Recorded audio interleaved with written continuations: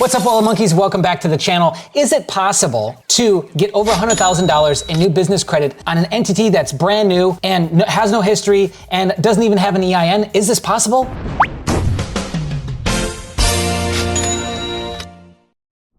So I ask you this question, and we're gonna find out, and we're gonna answer it together, because I saw this new influencer pop up, and it was like an ad. I don't watch YouTube very much on my phone, but I happened to, and it was an ad that popped up, and the guy was bragging about how he got over $100,000 in business credit over 12 months, and his personal credit score didn't go down. It was a brand new entity, blah, blah, blah. I'm just like, this is really obvious what he's doing. Like, this should be obvious. Why is he selling a course doing this? Everyone should already know this. Like, we talk about this regularly on the channel. Well, clearly people don't know. What he's talking about doing is sole proprietor. He's talking about using his own personal social security number, setting up and establishing business credit on that, which you don't need to have any history. You don't even need to have any actual revenue that the business is making. It can be based off of revenue expectations. And yes, you probably could get upwards of $100,000, $200,000 in credit before that kind of runs out and you got to start actually showing proof of making profit or, you know, something else, right?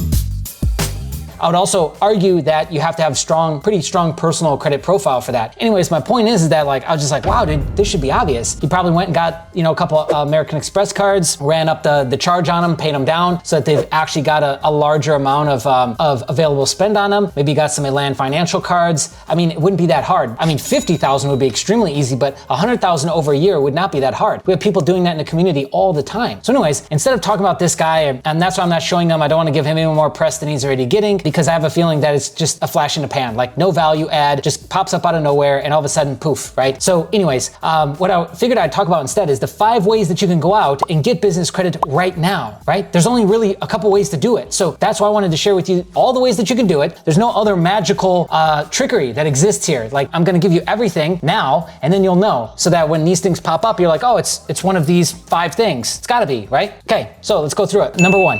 You deposit enough liquid capital to build a relationship and show that you're a big player at the table. 5K, 10K, 100K into the banking institution, and then wait maybe a couple weeks, maybe a couple months, maybe immediately. Then you go and start getting business credit cards. Now again, this could be on a brand new LLC. This could be on a seasoned LLC. This could be on your social security number as a sole proprietor. This could be a bunch of different routes and avenues, right? You could set up multiple businesses. Yeah, it's entirely up to you. So that's the first way. Okay, the second way that you could do this is just PG the credit lines, personal guarantor. So you could have a brand new LLC, or again, you could use sole proprietor again. The LLC, I mean, doesn't even have an address. You just got a fresh EIN. I mean, it's fresh off the boat, brand new, no history at all, just personally guarantee. Again, this is how you position and keep your personal credit in a good place while building and still bringing on new trade lines, is you would just do it under sole proprietor or start to build out LLCs. And especially if they're brand new LLCs, again, we can work off of revenue expectations, but understand if you go back and try and get credit limit increases 6 months, 12 months down the road, and these entities still have no revenue, okay, that's gonna be a big red flag. That's gonna be a big question. So make sure you actually do have a plan for that. They're much more lenient on a sole proprietor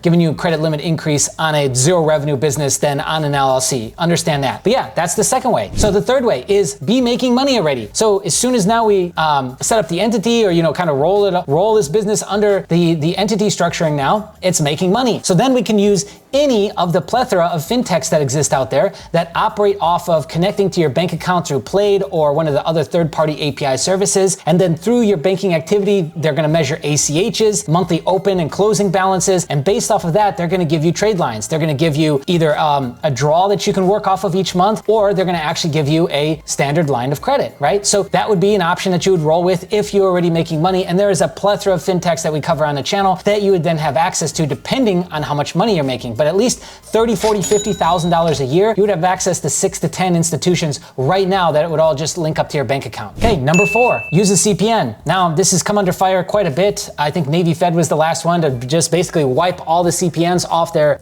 platform and off their bank. So it's extremely high risk. But again, I'm talking about every possible way that you could go and get business credit. Well, this is shady or unshady as you think CPNs actually are, which is basically just a virtual number. It's a number that has no identity, no person behind behind it. And people will just spin these up, season them, grow them out, get a bunch of credit, and then just, never pay and throw them away. And so this is a huge high risk category for banks, right? Like you think illegal immigrants or somebody who's not a nationalized citizen or something, or a 21-year-old is high risk. No, CPNs are much higher risk than all of those categories combined, I would assume. So CPNs are constantly like in this up-down flux of like, is it legit? Is it not legit? Should I even talk about it? Should we mention it on the channel? I don't know. So I'm just letting you know that is a way that you could actually go and get business funding. I'm not your guy to go and ask questions about this. I know very little, and I'm not involved in that in any sort of way, so I don't care.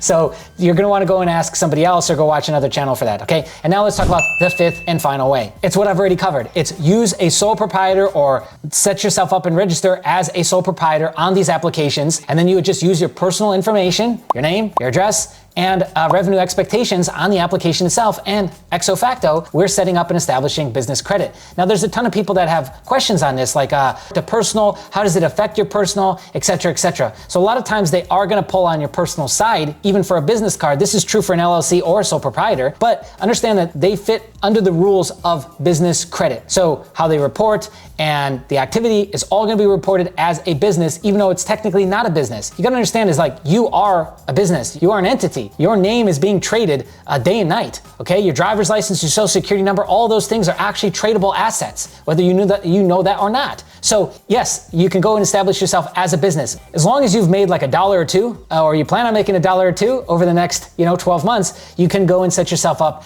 as a sole proprietor, do it all under your name. Again, work off of expectations of the business and you will get approved, because it's no different than PGing for yourself as an LLC. It's no different than PGing for yourself as personal credit. We're just doing it on the business side, and it'll just report on that side, right? So it's completely separate from your personal credit, even though it's under your same social security number. Does that make sense? Keep in mind too, you can actually go and set up a sole proprietor that has its own EIN, has a DUNS number, and is not your social security number as well. Cool? So those are the 5 ways, including some of the shady ways. I think there's probably a couple other ways that's like completely gray or black market for you to actually go out and get business credit. So now you know, hopefully you guys aren't like paying for programs and products like that are talking about doing this and charging you. I'm gonna assume that he's charging $97, $997, $597, something with a lot of 9s and 7s in it. I'm just gonna go on a limb here and think that that's probably what he's charging for the course. All jokes aside though, hopefully this video has been valuable for you. If so, share it. I'd love to hear your thoughts in the comments below. That's it, see ya.